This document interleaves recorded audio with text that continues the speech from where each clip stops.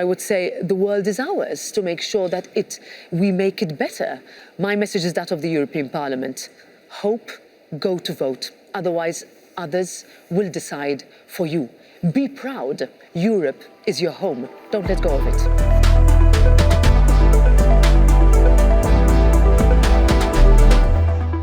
President Roberta Metsola, thank you for joining us today. Thank you. We are just 1 month away from the European elections. What makes this election so important, and why should Europeans use their vote? So first of all elections are important, but if there was one important election, it would be this one. All EU citizens will be asked to choose the direction that they want Europe and their country to go in the next 5 years. They get to choose their ambassadors, so to speak, members of the European Parliament elected in their name to sit in the plenary chamber, as we see behind us, and decide on legislation, on issues that matter to people's everyday lives, from security to jobs, to housing, to farming, to climate, environment, migration. This Parliament gets to decide on a lot of things that matter to your daily life. Do not let anybody else choose for you. This is the importance of that election, and that is why we are encouraging everybody to go to vote, to choose. The election campaign video launched last week. In it, we see grandparents passing on their message to their grandchildren that democracy is a precious gift, one that shouldn't be taken for granted but protected. What was your reaction to the video? Well, I come from a country that joined the European Union 20 years ago. And in fact, the past few weeks have been marked by that commemoration. But I understand. I'm a mother of 4 young boys myself. They don't remember what my country was like before the European Union enlargement, before the country joined. Similarly to all other countries where we see older generations today looking at a very difficult, crisis-ridden challenges faced by the European Union and are asking themselves, are our grandchildren, our children, aware of what democracy is? How much we needed to fight for it? Because once you take it for granted, you only realize when you start to lose it. We've seen backsliding of democratic values in Europe and beyond.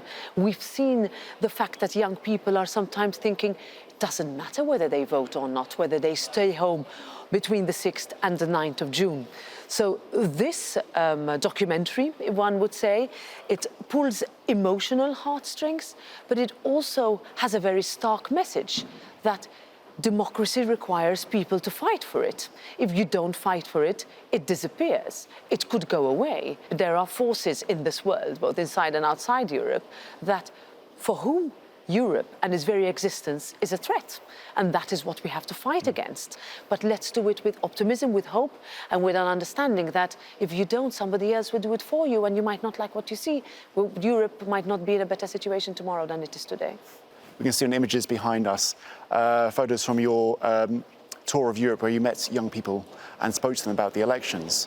What's your feedback been from these meetings? Oh, it's been amazing. When I was elected President of the European Parliament, I made it my mission to burst through the Strasbourg and Brussels bubbles in order to make sure that we get to every village and town of the European Union.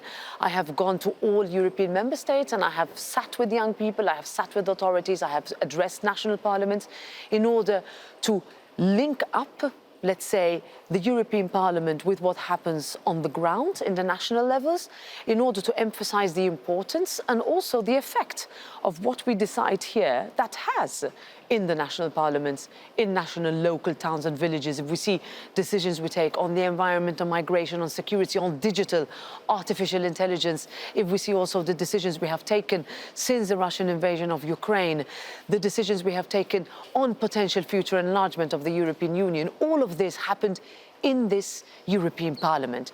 I have been to so many countries, met with so many young people that came in their thousands to meet with the President of the European Parliament, for sure, but of course also to talk about Europe, to criticize Europe, to ask questions, to question where we have gone too far, too fast, or not too far, not too fast, to ask why there are gaps in our policies, to ask why Europe does not have the competence to do certain things. We speak a lot about health, about employment, about education, about opportunity. You know, students who have gone from country to work, to travel, to experience another type of Europe than the one they know, but still one that protects them, one that gives them the rights.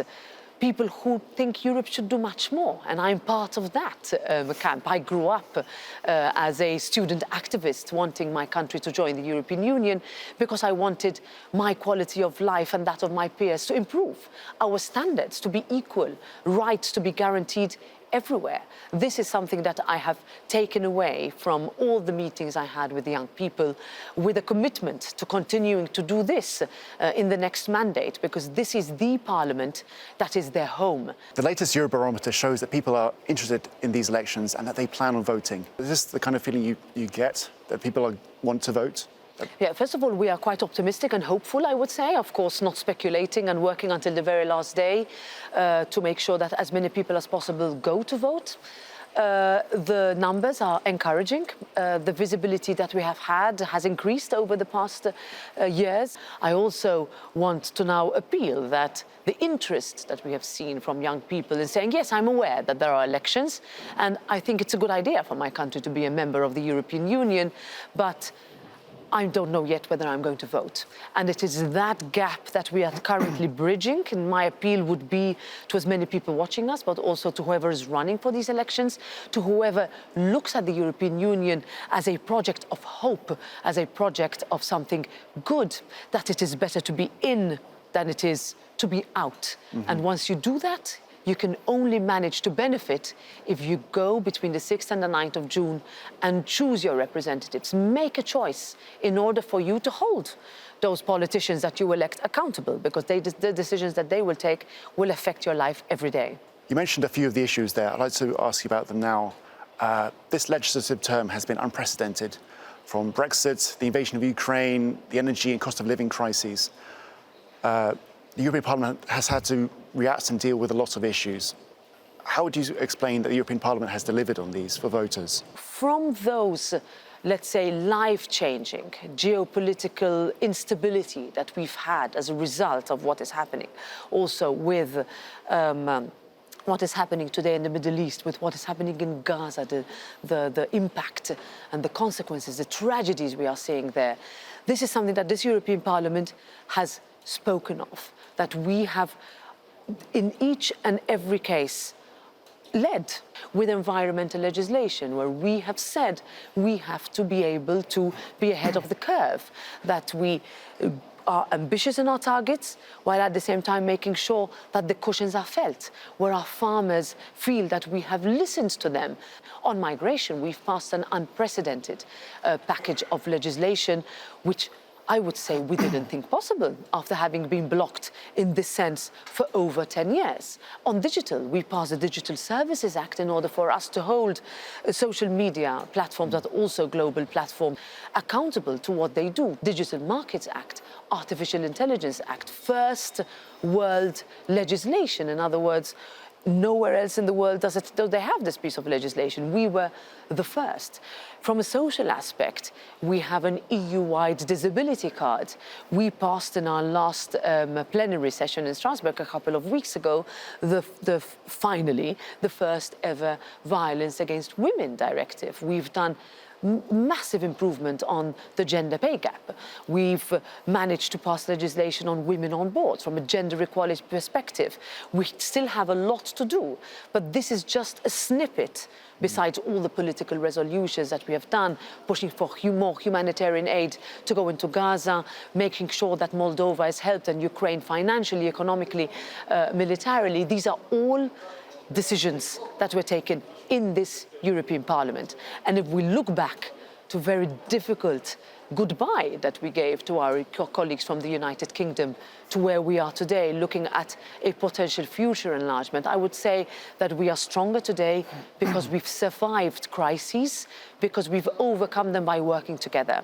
And that, I think, should be let's say, a very positive platform for us to go forward to the next 5 years with an even stronger parliament than we have now. To elaborate a bit on that point about the issues, Many voters will vote either according to their own personal situation, finances, work, but others may vote according to their beliefs, the need to fight climate change, to fight for human rights.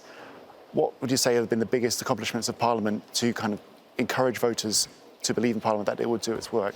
Well, first of all, I don't think that the two things you mentioned are mutually exclusive. Because political parties have manifestos, they come with plans, they come with ideas, visions for Europe, and those are based on principles, and it is the implementation of those principles and values into legislation, into what a Europe you want to see, about how Europe can be better, so that your life can improve. And that is what I think has dominated the past 5 years. That is what I think the next 5 years will look like. I would say the world is ours to make sure that we make it better. Our generation is the last one to combat the climate emergency that we're living in. But our generation is also the last one to make sure that we don't lose our competitiveness, that our industries can continue to operate, that our students see a future in the European Union, that if you live in a rural part of the European Union, you don't feel disadvantaged, that decisions that are taken in Brussels do not affect you disproportionately negatively. These are all things that the European Union and us have a responsibility to make sure going forward. And it is this that we are going through in the last few weeks of a campaign, where people really decide as to where they want their life to be in the next 5 years, but that is not disentangled with where their country will be in the next 5 years, and by extension, their continent and the role of Europe that it plays in the world. You mentioned Europe's role in the world, but also security earlier on. What has the European Parliament done to make Europe a safer place for us all? Well, first of all, we were faced with an illegal, unprovoked, unnecessary invasion by Russia into Ukraine. We are still living with a war on our continent, where Ukrainians are fighting for our freedoms, for our values, for our way of life, with countries looking to Europe as their home. And it is that has been now largely underpinned by security, real security fears as to what kind of neighborhood do we live in. Of course, that has been matched with unprecedented solidarity between member states, that when that security was breached, we have had a coming together like never before from a military, logistical, financial, humanitarian perspective. We've seen Sweden and Finland enter NATO. We've had, let's say, the reintroduction of a serious debate on what do we mean when we say a security and defense union that complements rather than competes with NATO. And when we talk about security, we don't only mean a security offline, but also online. We talk about violence in the streets. We talk about the possibility of humans being trafficked into our union, children that disappear in our union without us being able to identify where they are, who they are, so that they are not exploited, violated. That's why we've managed to put in safeguards in the artificial intelligence piece of legislation. When we talk about violence against women, we talk about that offline and online. We talk about cybersecurity, how vulnerable we have seen the European Union and its institutions have been over the past few years, simply because our existence is a threat for external actors trying to influence our decisions. So security is multifaceted. It means different things in different countries. What works in Copenhagen might not work in Nicosia, but that is something that is the beauty of the European Union, and this European Parliament is emblematic in terms of making sure that each country is treated in its singularity, but also in the beauty of it being part of 27 member states that need to go in a path of growth, of prosperity, of hope, and also unity. Before we wrap up, I'd like to ask you one last question. What are your messages to voters who are undecided whether or not to vote this election? My message is that of the European Parliament. Hope, go to vote. Otherwise, others will decide for you. Be proud. Europe is your home. Don't let go of it. Thank you very much, President Roberta Metsola. Thank you, everyone, for watching. And if you want more information about how you can vote, you can find all the information you need to vote in your country and in your language on our website.